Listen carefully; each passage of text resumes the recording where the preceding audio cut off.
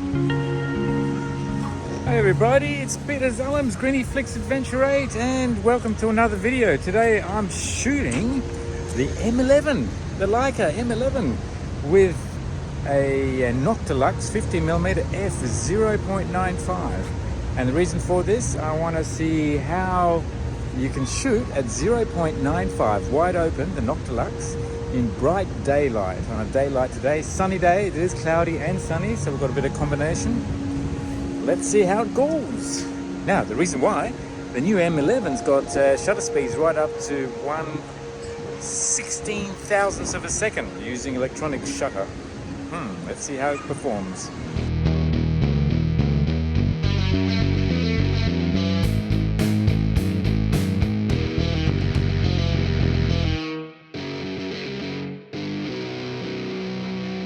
Now, the other factor that enables this to shoot in bright daylight is that its ISO rating is also right down to 64 ISO. So that's down from 100 ISO on the M10R.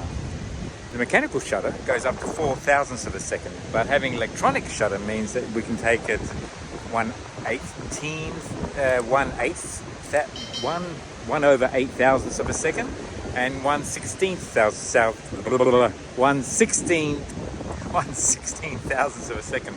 That will also help situations where I'm using a Summilux lens, f1.4, whether it's the 50 that I have or the 21mm Summilux, wide open. This video is immediately after the last one that I did, which was the video on the EVF, electronic viewfinder for the M11. And in that video I might have mentioned that I was supposed to be in Central Australia. Well, that didn't happen. And the reason being, I'll show you some photographs now, which were posted on the internet, is because Central Australia is flooded. Cooper Pedy, so the road south from Alice Springs is flooded. Water right across the road, so you just can't get through. And the road north going up to Darwin is also flooded. So if you want to, so the only other route was to go north for a while and then head east towards Queensland and then back south towards New South Wales and then back to Sydney. So all those roads are closed. Right now there's emergency relief happening right now. The Army's called in to provide food transport, air transport to restock food in Alice Springs, to Cooper Pedy, and even Western Australia now is suffering because they can't get food from the eastern states across to Western Australia. So, you know, that's what Australia is all about, is a huge area. And the first thing that affects Australia, other than pandemics, is weather conditions. All right, so back to the Leica M11 and the Noctilux. Now, I've got a filter on here because I'm down here at McMaster's Beach again, so we've got lots of wind. I'm just in a sheltered area right now, so it's not too bad. But as soon as I go a little bit closer to the beach there's going to be a lot of wind coming up over the ridge there, and salt spray, sand and everything, so having a filter on the lens will help protect the lens. The filter that I got on here is not exactly the right filter. It is a UV filter, but it's a UV-IR, infrared filter. That was necessary for some of the early versions of the M8, I think. Could be corrected, but I think there was an issue with the infrared pass on the sensor. Anyway, I have that filter on this one. Whoa, here comes the wind. I can really feel the sand blasting my legs right now. You can't see the sand, but it's there. But what I found shooting colour, I tried this out on the M10R, was that it was zero noticeable effect, especially once you start doing post-processing within Lightroom, or even the JPEG files that are produced. I could not see any difference. It looks pretty fancy actually. I like the pink reflection you can actually see off the filter there. If nothing else, it's a bit of a gimmick. But it does protect the lens, so that's the main thing. When shooting black and white on my M10 monochrome, I also have not noticed any difference as well, so that's good. So I will continue with the shoot. Took some shots earlier today in Sydney, and so I'll be able to show those as well. One of the things shooting this is I tend to shoot this in low light conditions around the city, and usually of my subject, and then everything else, the background becomes all blurry and everything, so you see nice bokeh or bokeh, however you want to say that. But the other situations, those shots I took this morning in Sydney, you can also put your out of focus areas in the foreground, so your subject is somewhere further on, which also can make it interesting. And you'll see what I mean in the photos when we get to showing you the photos in Lightroom, also the slideshow. Anyway, so let's take some shots.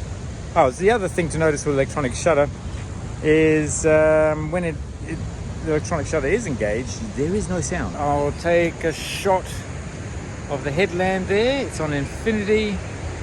It's going to shoot one. Oh, okay. There you go. 1/16,000th of a second. That was a shot. Now in the viewfinder, it shows 1,600, but with the last zero flashing, which implies, I'm guessing that it's showing that it's 1/16,000th of a second and not 1/1600th of a second. All right, so let's have a look at the shot. Okay, don't know what you can see here. You can see the shot that I've just taken. 1/16,000th of a second off the headland at 64 ISO, and I'm using f/0.95 on the lens. All right, okay. I'll go out and take some more shots. I'll try and be a bit more creative than just the infinity shot, but that's the gist.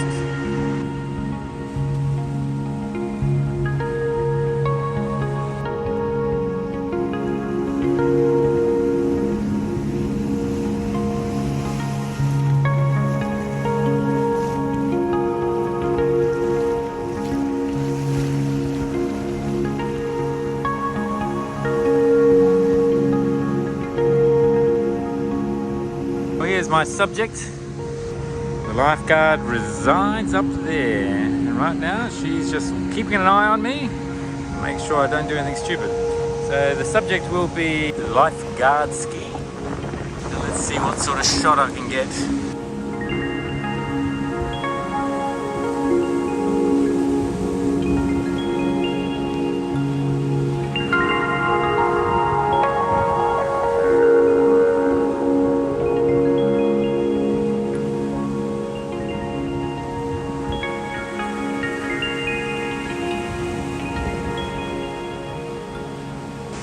Got an itchy nose. Don't know whether you're going to sneeze or not. What I find is when I'm shooting wide open, 0.95, what a number, on the 50 Noctilux, it's actually so much easier letting the action come to you. So I found myself a spot on the edge of the rock pool here. Try not to stay too close to the edge, or keep my balance anyway. Don't want to fall in the water with this. And I'll try and get the action, see whether there's any birds flying past, try and get birds in motion at 1/16,000th of a second at 0.95. See what I can get in focus, if anything. In those situations, I'm just sort of guessing distance. And see what I can get the shot. Otherwise, trying to be as artistic as I possibly can.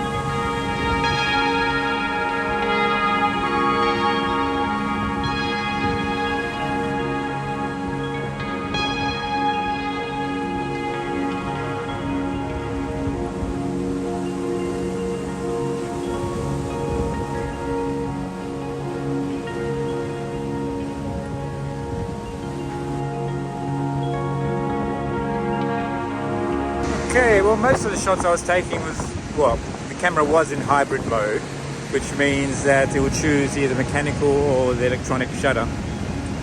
There is no feedback with the electronic shutter, so you just have to, you know, trust yourself when you are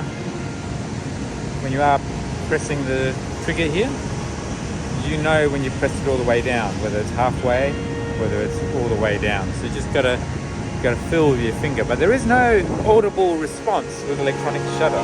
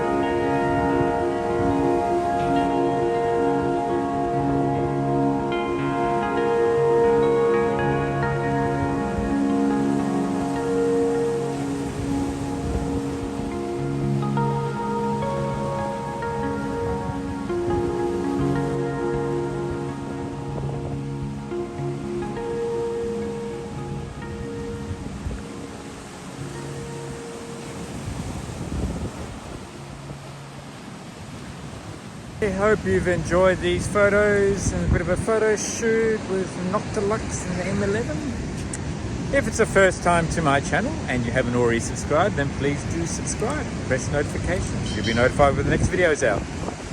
If you liked the video, give it a thumbs up. There will be more coming out. Yes, of course, the M11. I'm going to do some videos also comparing my M11 with my M10 black paint version. That hasn't disappeared. That's in my collection of Leica cameras, and I will be using it and comparing it to the M11. Thanks again for watching, and we'll see you on the next video. Thanks, subscribe, like, and all that jazz. Cheers, bye.